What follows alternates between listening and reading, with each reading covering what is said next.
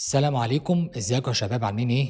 وحشتوني جدا. لو ناوي تيجي دبي او لسه واصل دبي فالفيديو ده مهم جدا ليك. في ناس كتير اول ما بتوصل دبي بيغلطوا 5 غلطات كبار جدا. مشكلة بقى ان هم بيكتشفوها بعد فوات الاوان، وساعتها الندم مش هيحل اي حاجة خالص. انا في الفيديو ده هقولك على الغلطات دي كلها، وهقولك كمان ازاي تتفاداهم علشان ما تقعش في نفس الفخ اللي في ناس كتير وقعت فيه. وبالمناسبة انا وقعت في بعض الاخطاء دي كمان. فيلا نبتدي الفيديو.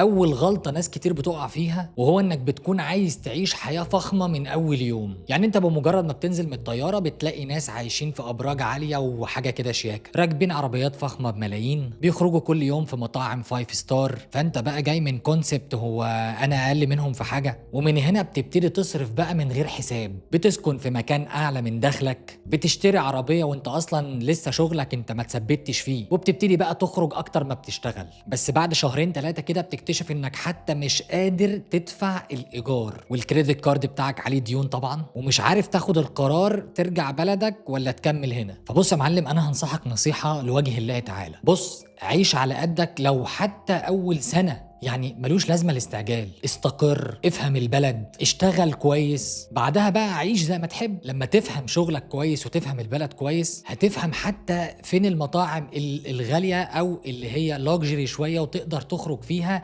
وتصرف فيها مصاريف اقل. لكن الاستعجال وان فكره اشمعنى انا او انا اقل منهم في ايه، صدقني دي هتضرك اكتر ما هتفيدك. الغلطه التانيه ودي بقى اللي بتكسر ناس كتير قوي هنا، في ناس كتير بتيجي هنا على فرصه شغل وبيتحمسوا جدا ليها وبيسيبوا كل اللي وراهم واللي قدامهم وبيجوا، بس للاسف ما بيمضيش على عقد قبل ما بيسافر، او في منهم بيمضي يعني عقد صوري على اساس يعني ان هم هيمضوا العقد الحقيقي لما يوصلوا هنا. وهنا يا معلم بقى بتبتدي الصدمه. المرتب طلع اقل من اللي اتفقوا عليه، ساعات الشغل طويله جدا لانها مش محدده اصلا في عقد، مفيش تامين صحي، مفيش بدل سكن، مفيش بدل مواصلات. واكتر حاجه مؤلمه بقى في الموضوع ده انك تكون موجود في بلد غريبه ومعكش حاجه تثبت بيها حقك عشان تاخده. فبص يا معلم، انا نصيحتي ليك قبل ما تيجي اطلب عقد رسمي، افهم كل البنود، راجعها كويس قوي، ولو تقدر تجيب حد متخصص في موضوع العقود ده يراجع لك العقد ويفهمك كل حاجه فيه، اعمل كده. يعني ما ترضاش باي شغل من غير ما يكون في عقد مكتوب، ويكون عقد واضح كده، لان لو العقد مش مكتوب ومش واضح هتدفع الثمن غالي جدا. الغلطه الثالثه بقى، ودي غلطه مهمه جدا بالنسبه لي انا، دي من اهمهم، ودي بقى بتخلي ناس كتير تحس بالوحده في الغربه وبيحبطوا بسرعه قوي. والغلطه دي هي انك تعيش في عزله، هي انك تروح الشغل، تخلص الشغل، تروح البيت وخلاص كده يا معلم. لا بتتعرف على ناس ولا بتشارك اصلا في اي حاجه، ولا حتى بتكون شبكه علاقات هتفيدك في المستقبل. ودبي اصلا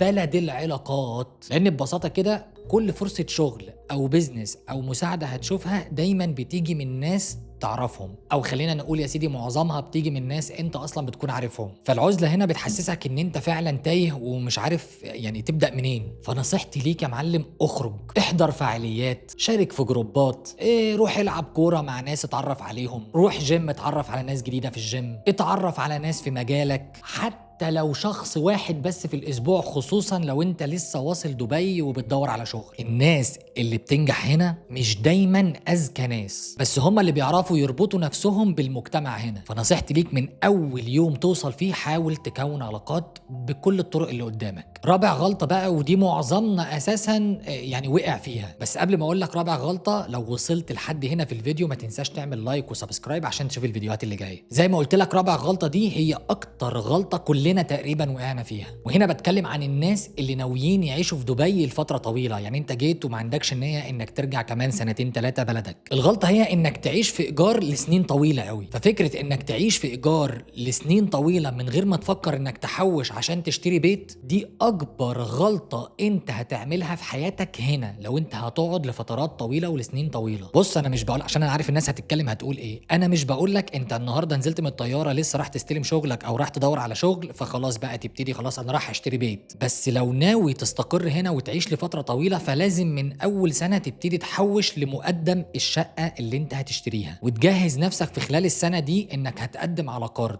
علشان كده انا عايزك دايما يبقى عينك على السكور بتاعك في البنوك لو انت ناوي تشتري شقه ومحوش مقدم علشان تقدم على قرض. موضوع السكور ده انا عملت فيه فيديو، لو انت لسه ما رحتش تشوفه روح شوفه، هتلاقيه في الفيديو بتاع الكريدت كارد. هيشرح لك ايه فكره السكور ويعني ايه وازاي تخلي السكور بتاعك دايما في البنوك عالي. فانت بمجرد ما تقدم على القرض وتاخد البيت، خلي دايما في دماغك ان البيت ده مش مجرد سكن، ده كمان استثمار في المستقبل. فبغض النظر ان انت بتدفع حاجه في ملكك بدل ما انت بتدفع في ايجار، وده كونسبت كلنا اصلا عارفينه يعني. بس يا سيدي ان كيس حتى انت خسرت شغلك في يوم من الايام، فانت عندك بيت لو اجرته ممكن يدفع يعني القرض اللي عليك شهريا، قسطك الشهري للقرض، وكمان هيطلع لك فوقيه مبلغ تقدر تصرف منه حتى لو المبلغ صغير. يا راجل المبلغ الصغير ده انت لو خدته وانت في بلدك سواء في مصر او في اي مكان تاني، فرق العمله ده يعيشك حلو قوي. ففكره انك تستقر وتكون مقدم وتشتري شقه وتستثمر فيها، دي فكرة ما ينفعش انك تتجاهلها وما تغلطش غلطتنا. نوصل بقى للغلطة الخامسة والاخيرة، والغلطة دي بقى دي عايزة لها فيديو منفصل لوحده. انا هعمل الفيديو اللي جاي ده هتكلم فيه عن الغلطة دي بالتفصيل، بس باختصار في ناس كتير قوي بتيجي دبي هنا ومقتنعين اقتناع تام ان الوظيفة هنا دي هي الامان، وهي بقى اللي هتخليك تبني مستقبلك، وهي اللي هتخليك غني في يوم من الايام. بس الحقيقة ان الوظيفة دي عمرها ما هتخليك غني في يوم من الايام، اسبيشالي لو انت عايش في دبي. دبي مدينة غالية جدا مش رخيصة، فانت لو معتمد على الوظيفة بس انها تديك الامان، فهي مش هتديك الامان. بص يا معلم، دبي بلد البيزنس، فلازم تفكر من دلوقتي انك تعمل شغل لنفسك في المستقبل. انا بتكلم طبعا انك تعمل بيزنس لنفسك جنب الوظيفة اللي انت بتشتغلها، من غير ما تسيب الشغل بتاعك. تعمل سايد بيزنس لنفسك اونلاين او تجارة او خدمات، اي حاجة تمشيها جنب شغلك، وبعد كده تبقى مصدر دخلك الاساسي. لو عايز تستثمر وتكبر هنا لازم تبني البيزنس بتاعك. فانا الفيديو اللي جاي هشرح لك فيه ازاي تبتدي خطوة بخطوة. فلو انت مهتم ما تنساش بقى تعمل سبسكرايب علشان اول ما ينزل الفيديو تشوف. بس يا معلم، دي الخمس اخطاء اللي انت لو ارتكبتهم